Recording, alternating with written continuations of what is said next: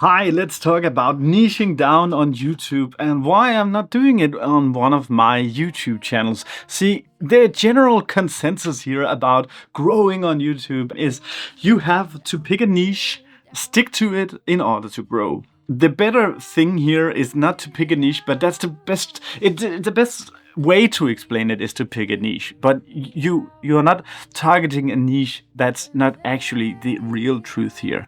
You're targeting the same viewer. The best way to explain it is try to imagine yourself on YouTube. Some of your journeys that you've had in the last weeks, days, or like if you're like me and like the rest of the world by now, you watch YouTube on the daily. Right now, it's the season of lawn care. It's establishing your lawn, and my lawn looks like shit. I've been watching so many lawn care videos, and most of them is some of them are from the same guys, but most of them is on the exact same topic. It's not one video about how to overseed your grass and then one video about what lawnmower to pick. So it's not a niche like that. It's like I'm watching like 10 videos on overseeding and then 10 videos on fertilizing. The best way to explain it is for the same viewing session, I've seen like 10 or 15 videos on the same topic. And that's something that you and I need to know, that when we need to grow and want to grow on YouTube, videos don't have to just be the same niche. So you can't just say that you're doing a lawn niche or a gardening niche and saying that's the same niche. No, because if you want to really have success, at least that's what I've seen small bits on this channel, but even more, especially on my gaming channel and some hints on it on my reviews channel, is that you can see sometimes when you post a video that has in your back catalog 3 or 4 or 5 videos that's on the exact same topic, that it's so much easier to have that blow up. Because I'm guessing that is because when this viewer starts a session on your YouTube channel, then you have 4 or 5 videos to that YouTube can recommend that viewer. So let's say that I'm doing soon on my review channel. I just got sent this keyboard that I'm going to review on my channel. And it actually has the same name as a previous one that I've did. It's the follow-up. And I also have some other keyboards. And it's not just keyboards, it's mechanical keyboards in the same price range. So that when I'm going to post this video, then YouTube knows that, okay, you have like 5 videos more to start a viewing session. That's what we need to aim for. So when I'm making videos, hopefully on this channel on about for small channels on how to grow on YouTube, then in my catalog, if you go to my channel, there is 5, 10, 40 videos even that you can continue watch and binge in the future. But then I'm back to the reason why I'm not doing this on my review channel. My review channel is my everything channel. And I have so many interests, you do maybe as well. I have so many things that I want to do, and I'm just making videos on everything. And if I didn't have that channel, then I would, in order to compensate, and if I wanted to make videos on everything, then I needed maybe 15 channels. And that's not what I want to do. It just running 2 or 3 or 5 channels is really hard. It's bad. It's not the right way. And if you go back and see all the legacy channels on YouTube, then you see that they have been through phases of everything. And in my opinion, maybe that's something that we need to look on again. And maybe instead of looking towards what the optimal growth strategy is, then we maybe need to look at what the longevity strategy is. Because I feel like the YouTube growth advice out there is not taking into account on how to. One thing is how to grow on YouTube, but the other thing is how to stay and survive on YouTube after 1 year, 2 years, 5 years, 7 years, 10 years on YouTube. Because I think in order to really be someone and really to have an audience, you can't just make a channel and grow fast even, and then expect to stay for a longer period.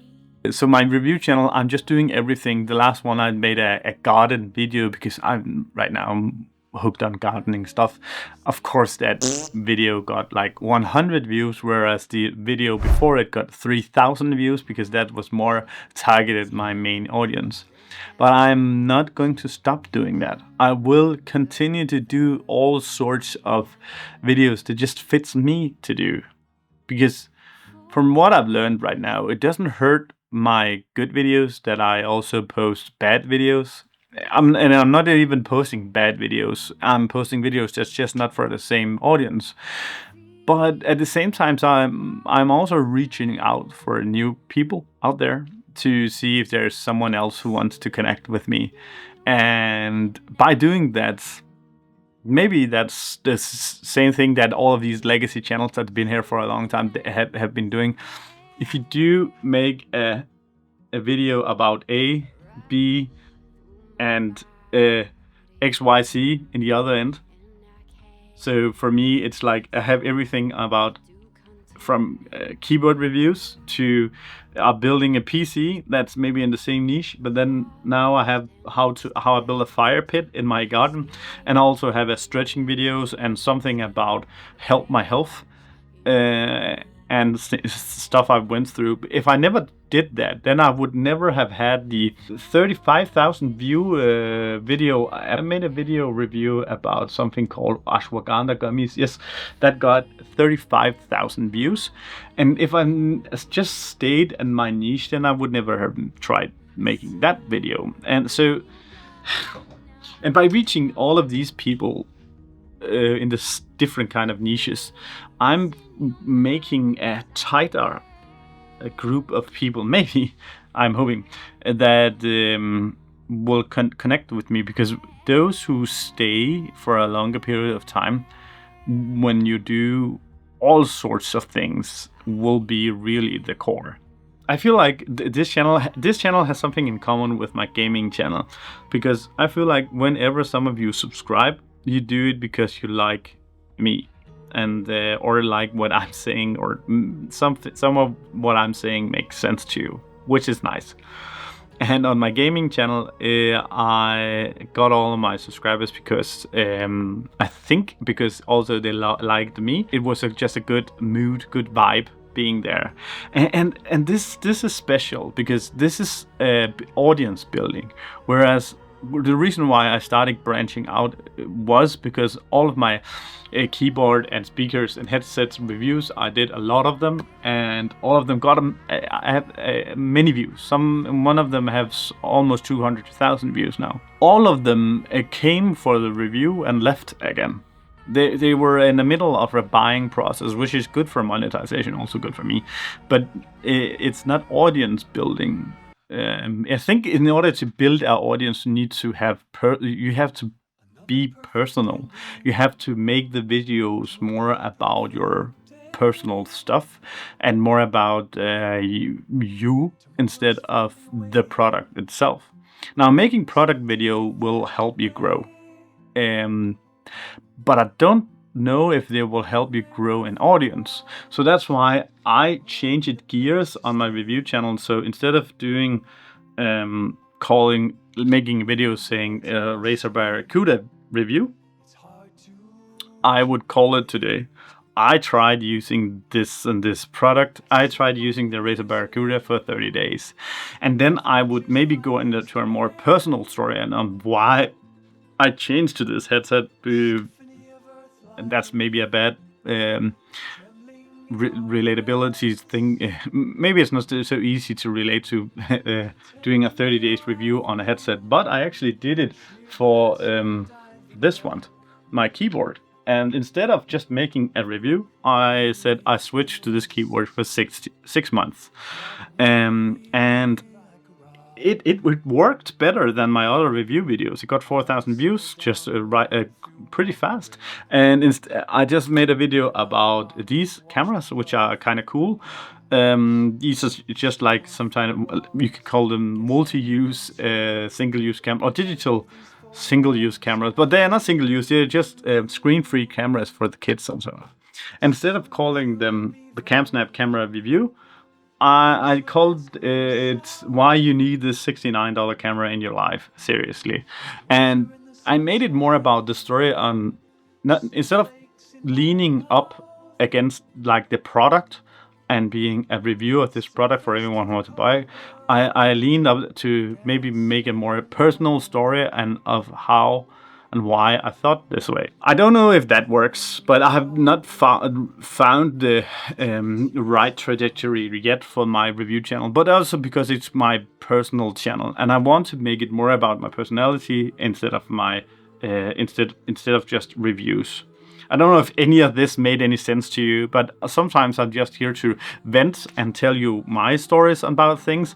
But if I need to circle in and encapsulate this in some sort of learnings, I've learned that on my gaming channel, where I targeted the same audience by doing the same kind of video in the same kind of game, I grew really fast in both audience and like all the metrics, subscribers, watch hours, and so also that's because it was the same viewing session. So every time I made a new video, if that was your first video, then you could watch all my catalog of videos. I hope this is the same with this channel, that if this is the first time you watch a video of mine, I have 45 other videos that's related for you, that's relevant for you, and maybe some of them is not as good as this one, but at least they are on the same topic, and maybe this is the way to grow faster. But on my review channel, it will be forever my testing grounds, because without a testing grounds channel, at least in my opinion, I will never learn if there is something that's better to do than all of these other things. Because no matter how many of these YouTube growth channels you watch and the gurus out there, and including me, I'm not a guru, but including my channel, you'll never learn the same if you don't test it yourself. So hopefully you'll start by making some videos today and be prepared to make mistakes. See you soon. Thank you so much for watching. Bye.